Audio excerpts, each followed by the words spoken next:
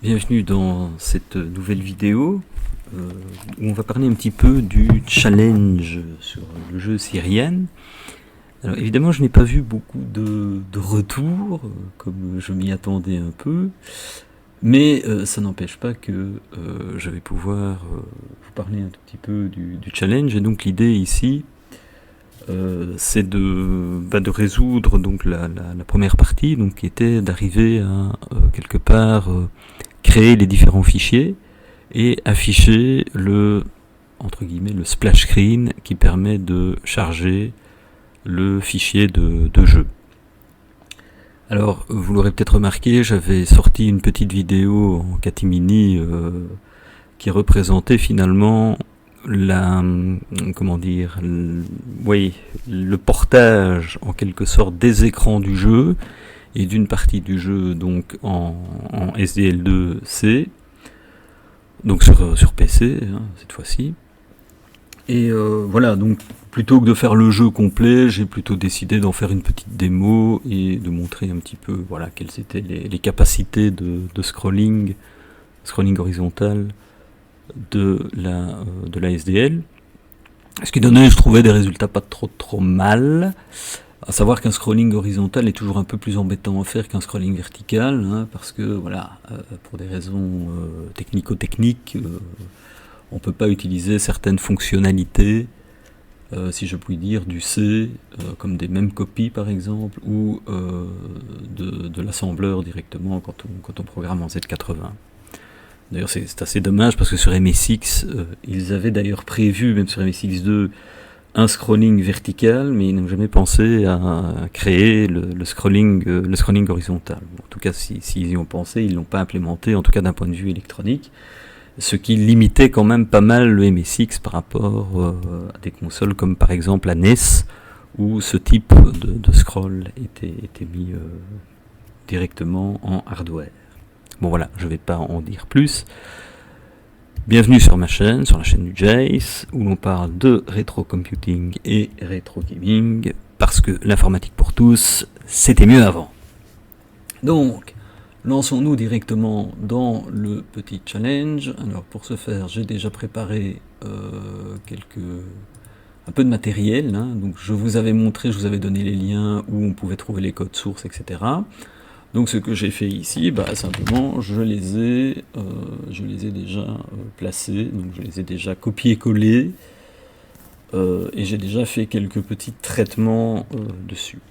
Alors ce que je propose de faire, c'est peut-être de passer dans chacun des listings, donc on a vu qu'il y a 6 listings au total, et donc le premier listing, lui consiste essentiellement à remplacer, donc dedans j'ai remplacé les caractères foireux, et si je fais son analyse, on va voir que lui il permet de charger les parties du jeu, c'est-à-dire les parties caractères, sprite, langage machine, donc les routines qui seront utilisées par le jeu, les musiques et décors, ainsi que la boucle de jeu proprement dite. Et là-dedans, on va retrouver un affichage des règles et un affichage de splash screen comme écran de chargement. Alors l'analyse est assez rapide. Si je fais ceci, j'ai l'analyse est assez rapide, c'est des façons de parler. Bon, donc ici on a la définition d'un menu principal avec les règles du jeu ou pas, et si on veut les règles, on se retrouve dans une procédure particulière. Et ensuite, on va se retrouver dans l'affichage d'un splash screen et le chargement de la suite. Et donc là, si j'appuie sur 2, je vais afficher le splash screen, et puis je vais me retrouver à la ligne 370 qui fait un bload, enfin un bload casse 2 points, donc ça marche pas du tout, donc il faudra remplacer cette ligne. Mais avant de remplacer cette ligne, il va falloir un petit peu voir ce que le programme doit charger comme extension. Puisque ici, je vois qu'en ligne 380, on a un bload et qu'on a un siload, donc on voit bien que là, il va nous charger du langage machine, et puis il va nous charger un programme en BASIC. Alors pour afficher l'écran de présentation, eh bien, il va avoir besoin d'un certain nombre d'éléments. On voit ici qu'il utilise du screen 2. C'était assez, quand on voit des commandes comme line B, des commandes put sprite, ce qui veut dire qu'il va devoir utiliser des sprites et que tant qu'il n'a pas chargé une certaine partie de son programme, il ne pourra pas le faire. Donc je suppose que ici, il va devoir à un moment charger. Il va devoir charger des sprites et on le voit ici. On a à nouveau un biload bin 1. Donc on a un appel à la ligne 1350 ou 1340 plutôt. Et là il y a une belle erreur d'ailleurs. Là c'est un EH. Comme quoi on n'est pas toujours gagnant. Donc qu'est-ce qui va se passer si je fais un run ici? Il me dit en cours de chargement, liste 1410. Alors 1410, et bien voilà. Donc ici ce qu'il va faire, c'est charger les sprites et probablement la redéfinition de caractère. Et ensuite, quand il aura fini, donc si je repars en screen 0, il va charger les routines assembleurs en ligne 370 et puis il chargera le dernier programme BASIC. Donc on comprend déjà ici qu'il va falloir s'arranger pour avoir deux programmes binaires, un contenant les caractères et les sprites, et un autre programme binaire contenant les routines assembleurs, la musique et les décors. Alors ça, on peut le voir assez rapidement. Hein, si vous vous souvenez, dans le mode d'emploi, il nous expliquait, donc si je reviens dans ceci, il nous disait qu'il fallait d'abord, c'était une saisie délicate, donc il fallait sauver les listings 2 et 3, 4 avec le langage machine, 5, et sauver le tout sur une cassette définitive. Bon, ok, ça je peux être d'accord avec lui. Charger et lancer successivement les listings 2 et 3, puis effectuer la sauvegarde suivante. Bon, donc en gros, il nous dit ici, il va falloir sauvegarder ce qui commence en A500 et ce qui finit en B0E6. Ok, ça c'est ce qui va être chargé au début pour pouvoir afficher les règles et le splash screen. Et puis après, on sauvera le YAN2 en binaire de B200 à F1CA. Et comme je l'ai dit, F1CA, c'est un petit peu embêtant parce qu'on rentre déjà dans la zone de communication. Donc nous, on va voir qu'on ne va pas le construire comme ça. Et ensuite, on sauve le dernier programme qui contient la boucle du jeu, les fameux listing 6. Bon, tout ça n'est pas forcément hyper clair. Je pense que dans ma tête, ça l'est plus ou moins. Donc ce qu'on va faire ici, c'est regarder ensemble ce qu'il y a à faire dans les autres listings. Alors les autres listings, qu'est-ce qu'on a dit? On a dit qu'il y a Yann2.bas. Ah, ça commence bien. Voilà. Oui, parfois il est un peu bouché, je ne sais pas pourquoi. Donc Yann2.bas, qu'est-ce que c'est? Du graphisme. Hein, ok, voilà. Donc là on voit qu'il prépare à 500. Là on voit qu'on a un restore de data. Donc on va aller chercher des data à la fin du programme en ligne 2490. Et on va aller stocker des codes en B0C2. Hein, donc on avait parlé de l'adresse de fin B06. Et là, on va faire simplement un check sur les checksums. Hein, donc on va s'assurer que le code est bien correct. Et ici, on a des redéfinitions, donc DFUSR 0 en B0D8 et un autre DFUSR en B0C2. Et là, on a enfin la définition des caractères. Alors la définition des caractères, c'est exactement ce que j'avais montré dans mes précédentes vidéos. Hein. Donc, si vous vous souvenez, on parlait des tables de définition de caractères, des tables de couleurs de caractères, enfin bon, il y avait tout un tas d'explications à ce niveau-là, et on avait vu qu'on pouvait créer des nombres, par exemple en binaire, pour définir la forme des caractères. C'était notamment dans ma vidéo Météorain.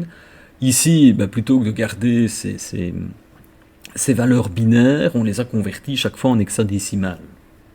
Ce qui vous donne ces caractères étranges avec des nombres allant de avec des chiffres allant de 0 à F. Hein. Donc ça, je vous renvoie vers mes premières vidéos sur le coding, hein. Je pense que c'était les codeurs Dojo 6, où on expliquait le système binaire, le système décimal et le système hexadécimal. Donc voilà, je ne vais pas répéter systématiquement ce que j'ai raconté avant, parce que ça nous prendrait trop de temps. Donc voilà pourquoi on a ces caractères étranges, si je puis dire. Donc ça, c'est des redéfinitions de caractères.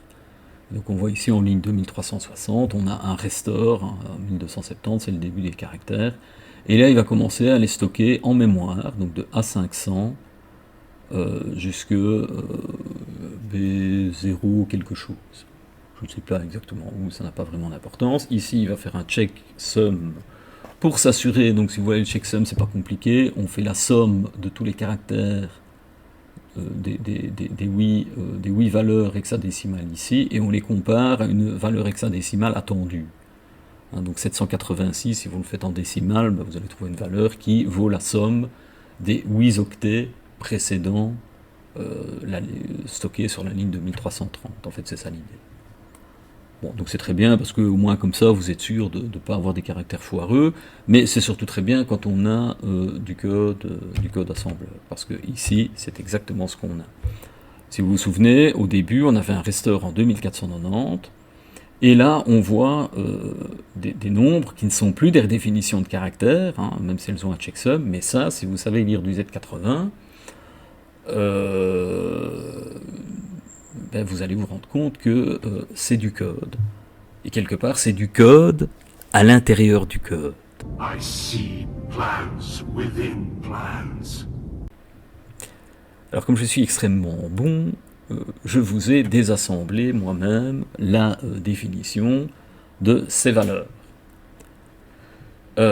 Et donc ici, qu'est-ce qu'on voit? Eh bien, on voit dans un premier temps B0C2 qu'on a une valeur A500 en hexadécimal. C'est là où il a commencé à faire l'époque sur les valeurs de redéfinition de caractères.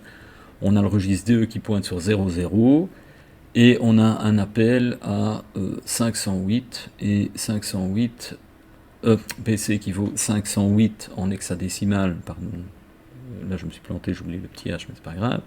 Ça c'est un compteur, donc on va copier un certain nombre d'octets. Hein, normalement c'est 8 x 256 plus 5, si je dis pas de bêtises, puisqu'on a encodage Little Indian.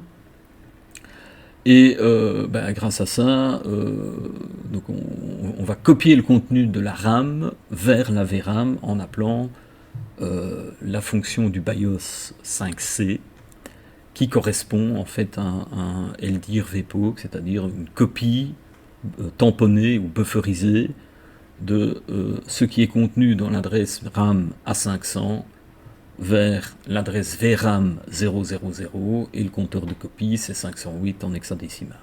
Voilà, ça c'est un petit peu l'idée qu'on retrouve ici. Alors c'est une idée assez intéressante, je trouve, parce que elle permet justement de relancer la redéfinition de caractères au moment où on en a besoin. Donc une fois que ce programme est chargé, si vous vous souvenez peut-être, quand on passe d'un screen 1 à un screen 2 ou à un screen 0, on perd toutes les redefs de caractères. Il faut chaque fois les refaire. Alors si vous faites ça en BASIC, c'est pas très grave, ça prend un peu de temps, mais bon, c'est pas forcément pratique. En plus, vous avez besoin du BASIC pour le faire. Or là, toutes ces valeurs vont être stockées, toutes ces données vont être stockées en mémoire RAM, et dès que vous en avez besoin, vous allez pouvoir les appeler. Donc ça, c'est la petite idée ici. Donc la première chose à faire, c'est ce petit programme. Alors oui, c'est assez amusant parce qu'il finit par un load yan3.txt qui consiste en fait à charger la troisième partie. Moi je vais simplement le faire à la main. Alors ici, si je l'exécute, qu'est-ce qui va se passer? Il faut attendre. Vous voyez, c'est quand même assez lent, hein, ces redéfinitions de caractères, il y en a quand même un paquet. Et donc, si chaque fois que vous devez faire un jeu, voilà, il nous dit verifligne OK, donc ça c'est parfait, donc il l'a fait. Et maintenant, je vais pouvoir charger le fameux programme Yan3, mais qui s'appelle Yan3 chez moi, .das, et non pas .txt. Alors en point basse, l'avantage c'est qu'il a déjà transformé les instructions BASIC en token. Donc ça prend moins de place que si vous le mettez en TXT ou en LST pour donc TXT pour texte ou LST pour listing. Où là il stocke carrément en ASCII et donc le programme est 3 fois plus long. Enfin, ça c'est du détail. Alors ici, on est à nouveau dans une partie graphisme où on va définir des sprites. Hein. Bon, ça, les sprites, je vous explique plus ce que c'est. Hein. Je vous ai déjà expliqué dans la précédente vidéo. Vous avez vu comment ça fonctionnait. Les sprites, on peut les utiliser en screen 1, en screen 2 et même en screen 3, même si c'est pas très utile, le screen 3. Et donc ici, on est à peu près dans le même jeu. Donc ici, on va stocker des sprites. Alors, il est très sympa parce qu'il nous dit déjà, voilà, il va falloir le sauver de A500 à B0E6. Et donc là, ici, c'est pas mal, parce que ça veut dire qu'on a déjà potentiellement les éléments qu'il nous faut pour lancer le splash screen. Alors donc là, je vais pouvoir faire un run de celui-là, en espérant que ça va passer, hein, si je n'ai pas fait d'erreur. Parce que c'est quand même pas totalement rien du tout. Ça met un peu de temps.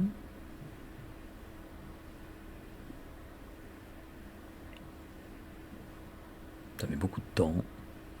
Et il a fini. Voilà, il a fini. Il n'y a pas d'erreur. Il me dit, il y en a en 3120. Et donc ici, comme j'ai sauvé mes caractères, donc les caractères ont été pokés en A500, et ça a été poké à l'adresse AA0A. Donc si on regarde le listing 3, selon ce qu'il raconte ici. Voilà, donc il n'y a pas d'assembleur dans ce listing, hein, contrairement à l'autre côté. B0C en B0C C0, je suppose, puisque l'assembleur commence juste après.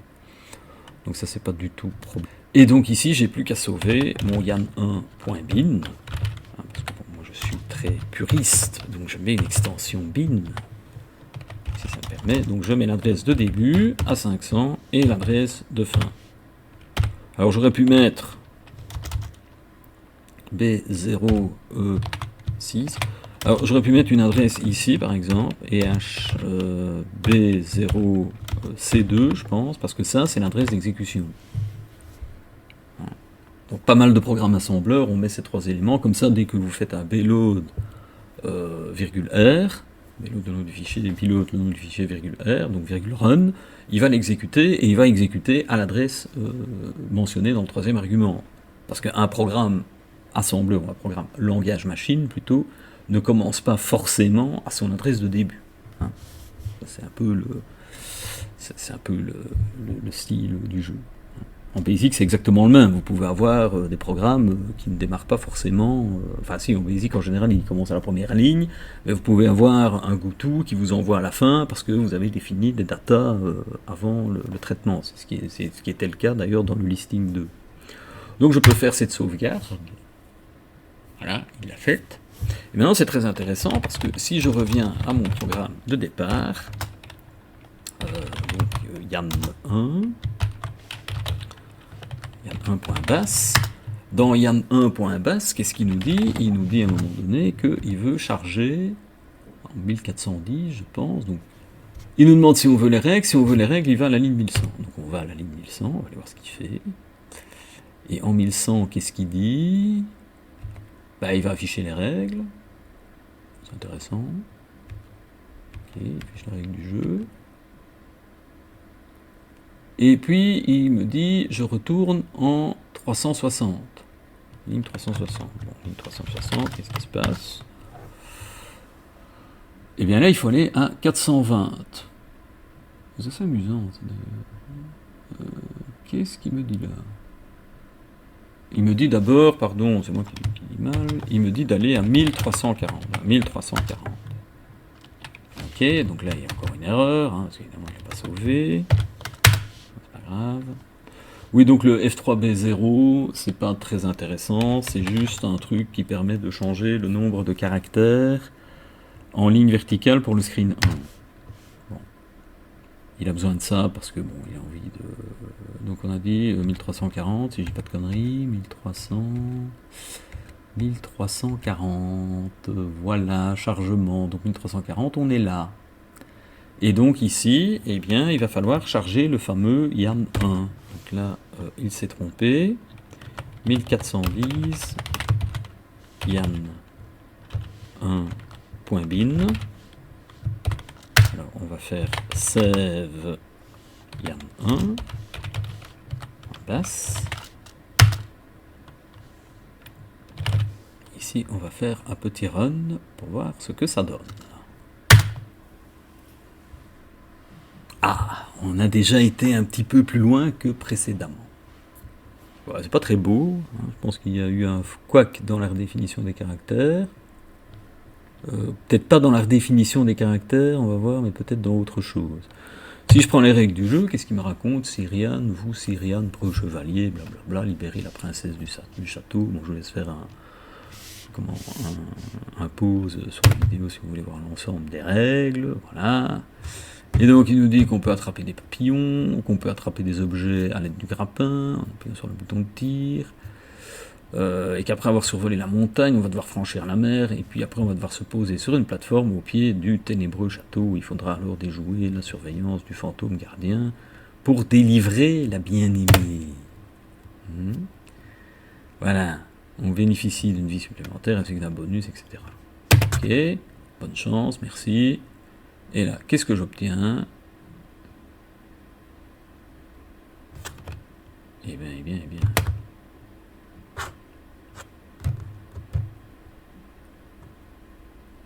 J'obtiens syntax error en 1040. C'est pas vraiment ce que j'attendais. Oui, c'est pas étonnant, effectivement. Alors, voyons voir ce que ça va donner. Maintenant, donc on va faire save yan1 pour la basse.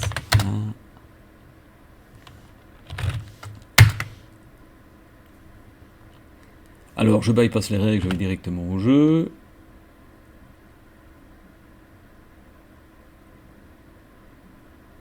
Maintenant, j'obtiens syntax error en 1060, pas mal. Mais décidément, ils ne peuvent pas foutre grand-chose, hein. Quel gros fainéant. Et encore là, c'est génial. Ok, voilà, voilà. Il me semblait que j'avais corrigé ce petit problème. Bon, c'est pas grave, on va faire la correction ensemble. C'est pas la fin du monde.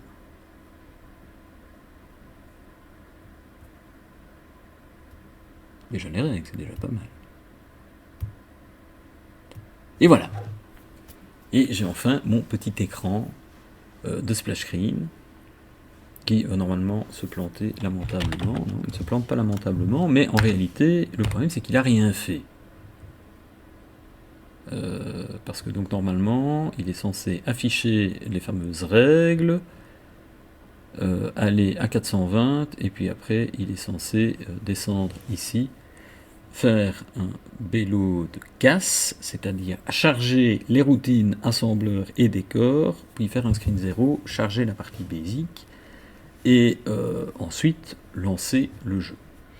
Alors, comme c'était la première partie du challenge, moi je vais m'arrêter ici pour cette vidéo, en espérant que vous aurez déjà vu un certain nombre